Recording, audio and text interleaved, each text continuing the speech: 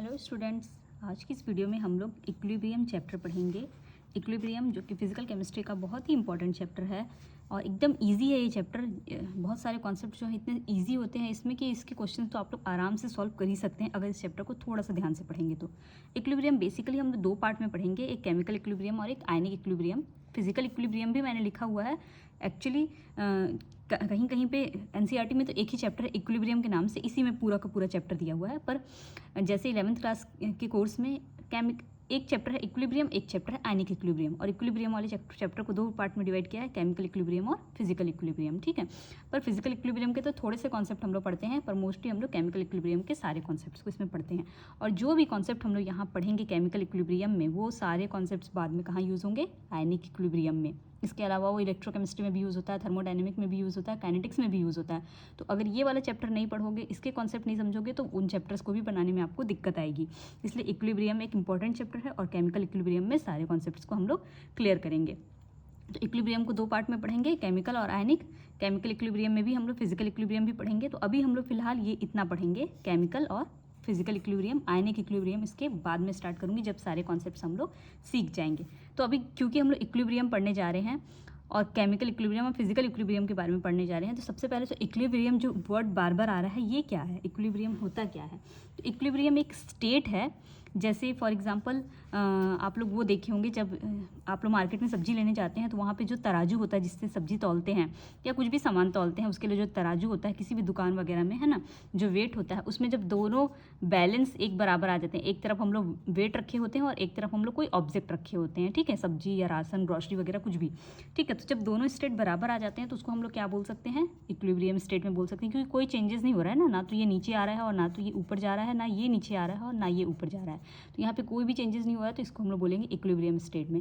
या फिर एक मैं बहुत सिंपल से एग्जांपल बताऊं जो कि बुक्स वगैरह में हमेशा ही दिया होता है, तो क्या होगा वो एग्जांपल? वो वाटर और टैंक वाला एग्जांपल आप लोग बुक में भी अगर रीड करोगे तो आप लोगों को मिलेगा कि एक टैंक है और टैंक में हमने एक टैप लगा दिया है और टैप से इसमें पानी बार बार आ रहा है। एक समय के बाद पानी का लेवल बढ़ते बढ़ते बढ़ते बढ़ते बढ़ते बढ़ते यहाँ तक पहुँच जाएगा, ठीक है। अभी भी नल ऑन है तो पानी का लेवल क्या होते रहेगा? राइज होते रहेगा कंटिन्यूसली। लेकिन एक समय के बाद हम लोग क्या कर दें, यहाँ पे एक छोटा सा होल कर दें, तो यहाँ से पानी क्या होने लगेगा? बहने लगेगा यहाँ से पानी, ठीक है। सपोज़ यहाँ पे 3 लीटर पानी पर सेकेंड आ रहा है, 3 लीटर पानी पर सेकेंड आ रहा है, और यहाँ से 1.5 लीटर पानी पर सेकेंड बह रहा है। तो अब क्या होगा? पहले जो लेवल राइज हो रहा था, सपोज़ मान लो 1 सेकेंड में ज़्यादा राइज हो रहा था, अब वो 1 सेकेंड में क्या होने लगेगा? थोड़ा कम राइज होने लगेगा। राइज तो अभी भी होगा क्योंकि पानी ज़्यादा आ रहा है और बह कम रहा है, लेकिन 1 सेकेंड के बाद जो पानी का लेवल राइज हो रहा था वो थोड़ा कम राइज होने लगेगा। और अगर कुछ देर के बाद हम लोग इस होल को और बड़ा कर दें, यहाँ पे जो हमने छेद किया था इसको और बड़ा कर दें, और यहाँ से पानी फिर अब 3 लीटर पर सेकेंड से ही निकलने लगी, तो एक समय क्या होगा? जो लेवल राइज हो रहा था वो लेवल अब राइज होना बंद हो जाएगा और एक लेवल पे आकर के रुक जाएगा, क्योंकि जो भी पानी हम लोग डाल रहे हैं वो तो वापस यहाँ से बह जा रहा है। सेम 3 लीटर डाल रहे हैं और 3 लीटर पर सेकेंड बह जा रहा है, तो एक लेवल क्या हो जाएगा? बंद हो जाएगा। तो इस लेवल पे हम लोग क्या बोलेंगे? इसको हम लोग बोलेंगे इक्विलिब्रियम स्टेट। क्यों? क्योंकि इस लेवल पे हमको कोई भी चेंजेस नज़र नहीं आ रहा है। हमको देखने से लग रहा है कि ना तो पानी आ रहा है और ना तो पानी जा रहा है, पर एक्चुअली में वहाँ पे पानी आ रहा है और पानी जा रहा है, प्रोसेस स्टार्ट है। तो इसी स्टेट को हम लोग इक्विलिब्रियम स्टेट कहते हैं, जब प्रोसेस चलता रहता है लेकिन हम लोगों को कोई भी चेंजेस नज़र नहीं आता है।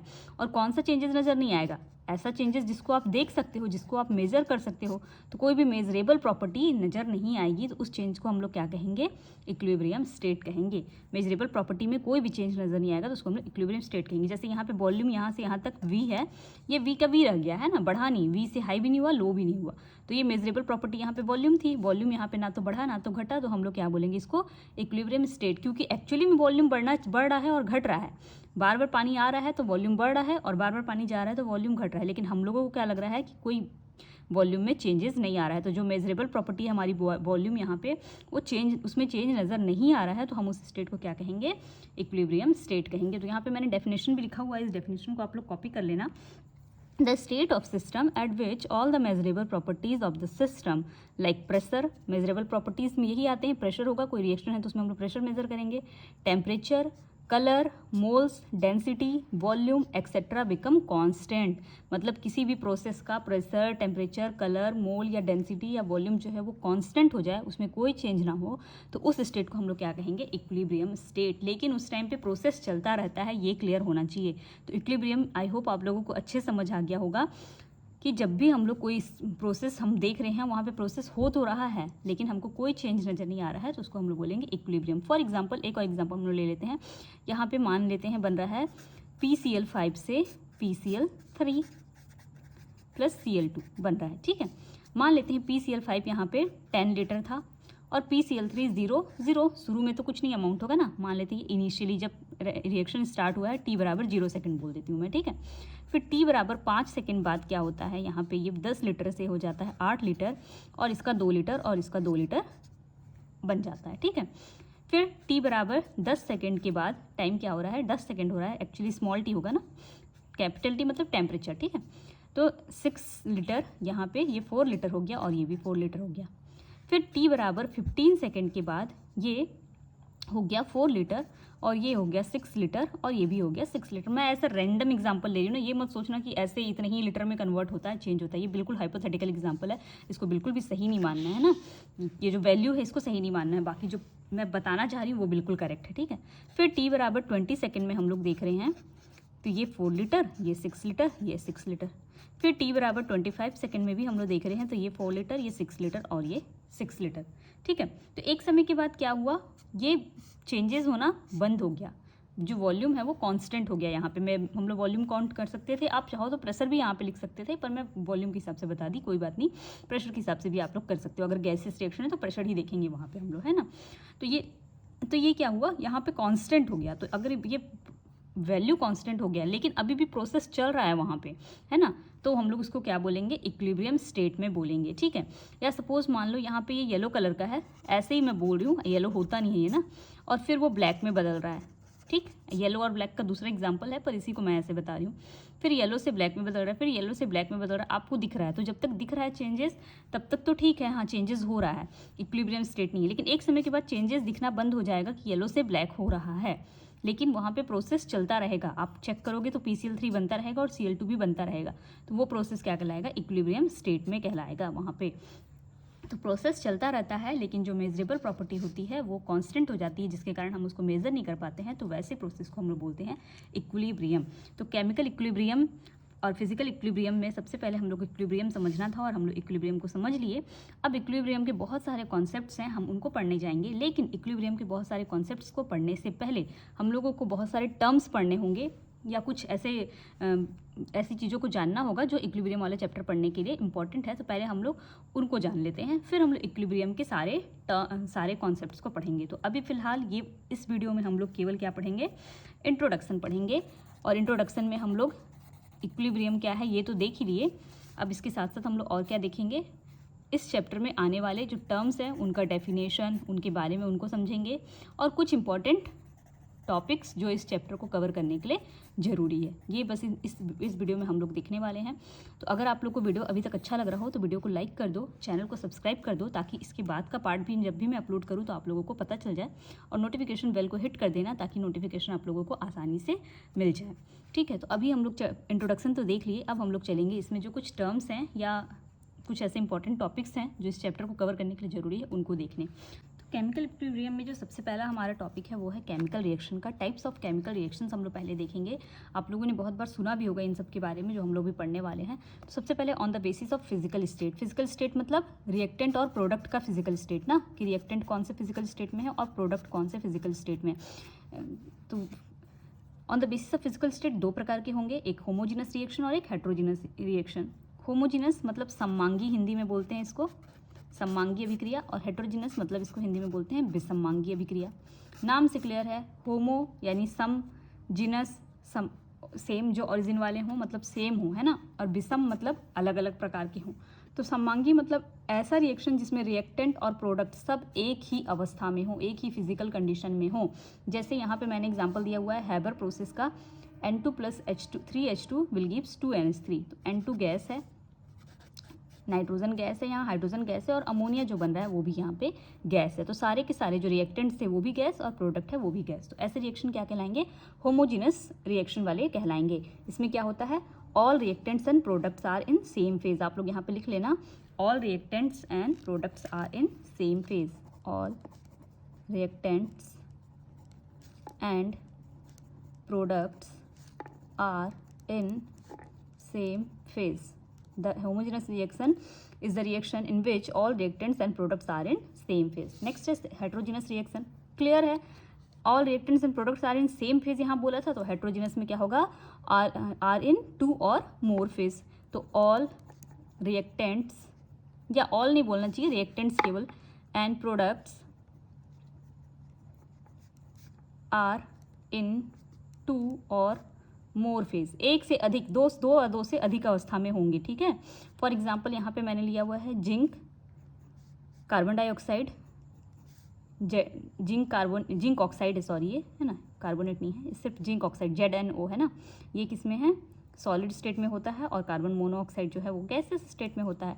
तो जिंक सॉलिड स्टेट में, कार्बन डाइऑक्साइड गैसेस स्टेट में, जिंक और कार्बन डाइऑक्साइड का रिएक्शन होता है तो जिंक ऑक्साइड और कार्बन मोनोऑक्साइड बनता है। जिंक ऑक्साइड सॉलिड स्टेट में होता है और कार्बन मोनोऑक्साइड गैसेस स्टेट में होता है। इस रिएक्शन में भी इक्विलिब्रियम अटेन हो जाता है। अच्छा, ये डबल साइडेड जो रिंग है इसको भी आप लोग ध्यान देंगे कि डबल साइड जो एरो है वो केमिकल इक्विलिब्रियम को रिप्रेजेंट करने के लिए डबल साइड का एरो लगाते हैं ना। अगर आप सिंगल साइड का एरो लगाए हो तो उसमें इक्विलिब्रियम नहीं है, यहाँ डबल साइड का एरो है, दोनों साइड का रिएक्शन सेम रफ्तार से सेम टाइम पे हो रहा है। ठीक है, तो ये हो गया होमोजीनस और हेट्रोजीनस। आपको होमोजीनस में समझना है कि रिएक्टेंट्स और प्रोडक्ट्स एक ही फेज में होंगे। अगर सब गैस है तो सब गैस, अगर सब सॉलिड है तो सब सॉलिड, अगर सब लिक्विड है तो सब लिक्विड।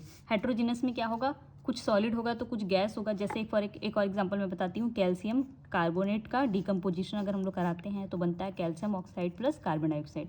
यहाँ कैल्शियम कार्बोनेट सॉलिड स्टेट में होता है, ठोस अवस्था में होता है, जबकि कैल्शियम ऑक्साइड भी ठोस अवस्था में होता है और कार्बन डाइऑक्साइड गैसेस स्टेट में होता है। तो ये भी अलग अलग स्टेट में है, इसलिए इसको भी हम लोग क्या बोलेंगे? हेट्रोजीनस रिएक्शन बोलेंगे। तो होमोजीनस और हेट्रोजीनस क्लियर हो गया। नेक्स्ट जो रिएक्शन का टाइप्स है वो है on the basis of direction. मतलब डायरेक्शन मतलब फॉरवर्ड डायरेक्शन या बैकवर्ड डायरेक्शन। अब आप लोग फॉरवर्ड और बैकवर्ड भी समझ लीजिए।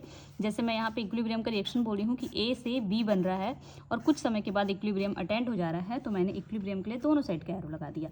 तो ये जो एक साइड का एरो मैंने लगाया इसको हम लोग बोलेंगे फॉरवर्ड रिएक्शन। फॉरवर्ड डायरेक्शन में रिएक्शन जा रहा है, लेफ्ट टू राइट जा रहा है, तो उसको फॉरवर्ड डायरेक्शन बोलेंगे। अग्र अभिक्रिया, हिंदी में अग्र अभिक्रिया, जो पहले हो रही है। ठीक है, और जो इधर से इधर का मैंने एरो लगाया इसे हम लोग बोलेंगे backward direction. Right to left वाले को बैकवर्ड डायरेक्शन, यानी कि पश्च अभिक्रिया। तो जब इक्विलिब्रियम अटेंड कर लेता है कोई भी चीज़, तो जो अग्र अभिक्रिया होती है यानी कि फॉरवर्ड रिएक्शन होती है, उसका रेट, उसके होने का जो समय लगेगा उसको होने में, उतने ही समय बैकवर्ड रिएक्शन को होने में भी लगने लगता है। मतलब दोनों का रेट क्या हो जाता है? सेम हो जाता है, तभी हम लोग बोलते हैं इक्विलिब्रियम अटेंड किया हुआ है।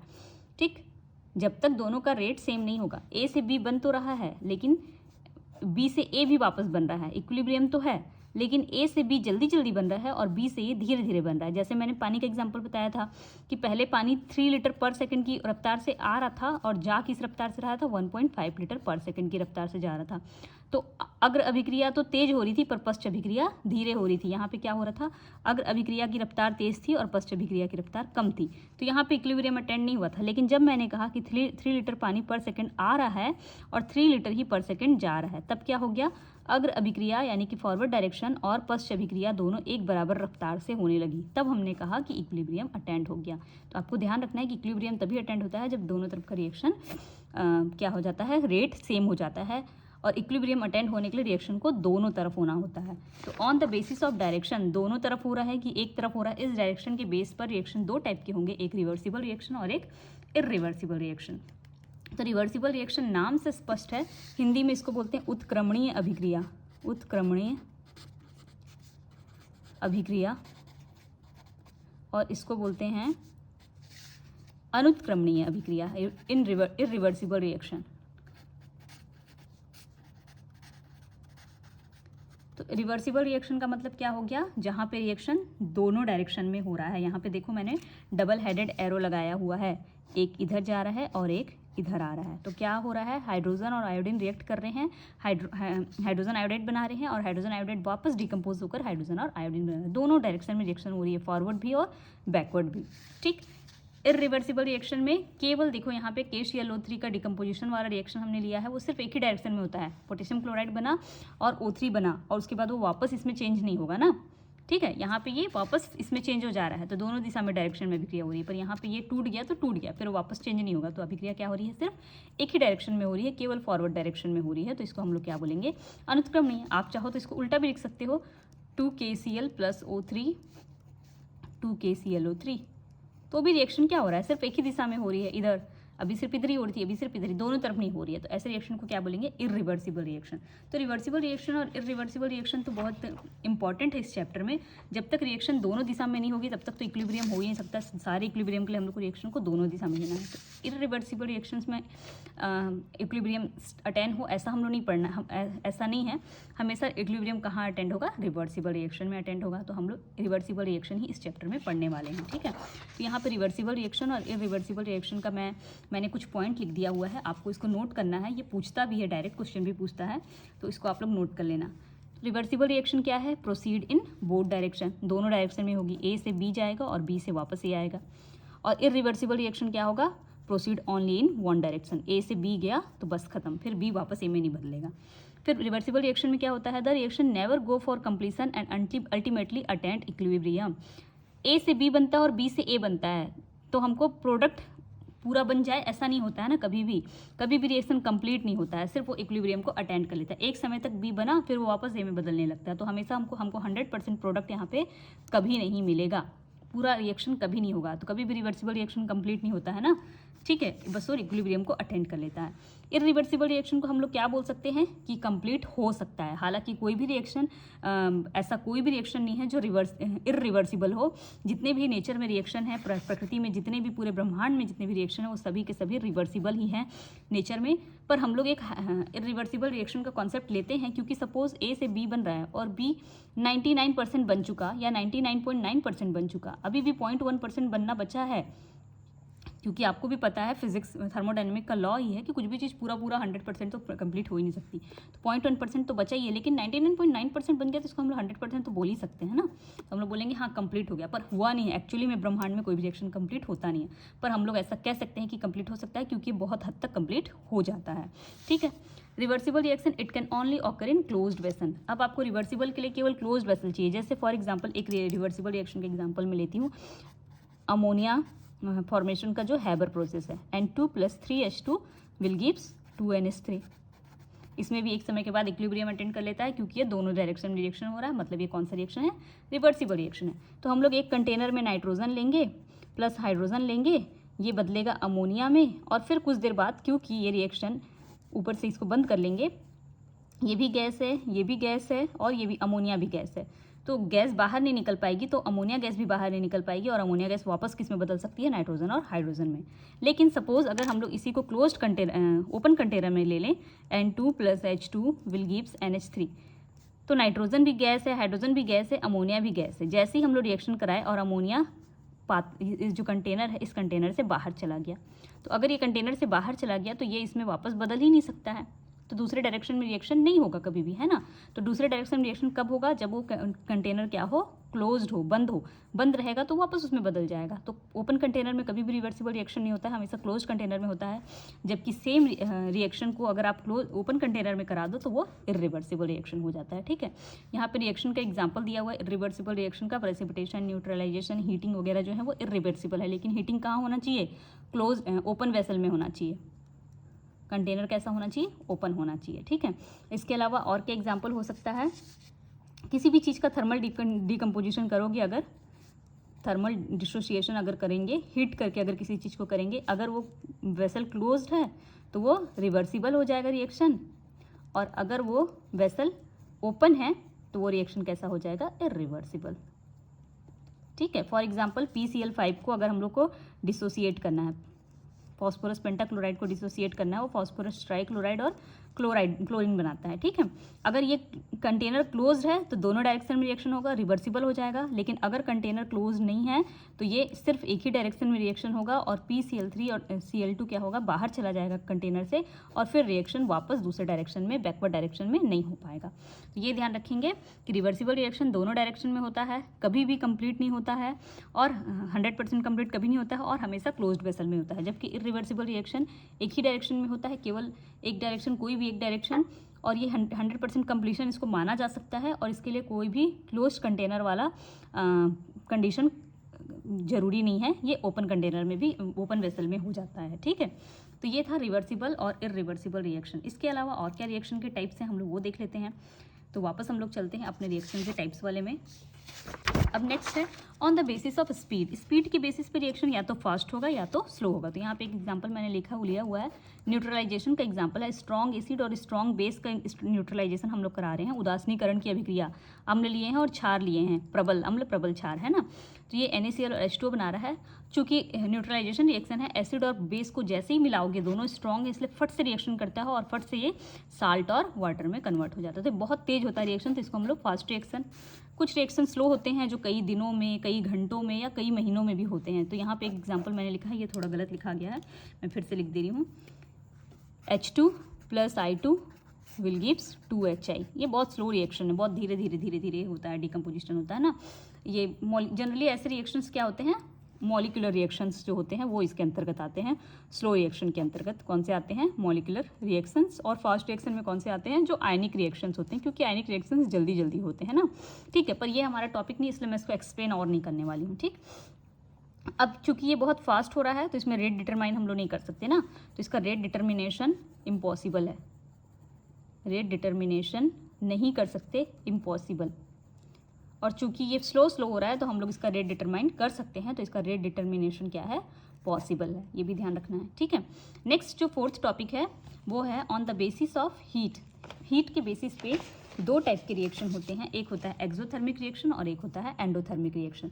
अब एक्सोथर्मिक रिएक्शन क्या होता है, आप लोग हमेशा सुने होंगे, एक्सोथर्मिक रिएक्शन मतलब जहाँ पे हीट उत्पन्न हो, हीट क्या हो, यहाँ पे हमारे रिएक्शन के बाद इवॉल्व हो रहा है ना, हीट इवॉल्व हो रहा है, उसको हम लोग एक्सोथर्मिक, मतलब बाहर हीट निकल रहा है। जैसे हम लोग बम वगैरह जब फोड़ते हैं, फटाके जब फोड़ते हैं तो हीट बाहर निकलता है, तो एक्सोथर्मिक रिएक्शन हुआ। लेकिन एंडोथर्मिक कब, जब जिसमें हीट एब्जॉर्ब्ड हो, जिस रिएक्शन को होने के लिए हीट चाहिए तो वो एंडोथर्मिक हो जाएगा वैसा रिएक्शन। तो यहाँ पर मैं ऐसे लिख सकती हूँ कि रिएक्टेंट से प्रोडक्ट बनेगा और प्लस कुछ कैलोरी एनर्जी निकलेगी, एनर्जी बाहर निकलेगी, मान लेते हैं X कैलोरी, ठीक है। जबकि इसमें रिएक्टेंट से प्रोडक्ट बनेगा और एनर्जी यूज़ होगी, तो यहाँ पे माइनस एनर्जी लिख दे रही हूँ मैं, सपोज X कैलोरी एनर्जी यहाँ पे लग रही है।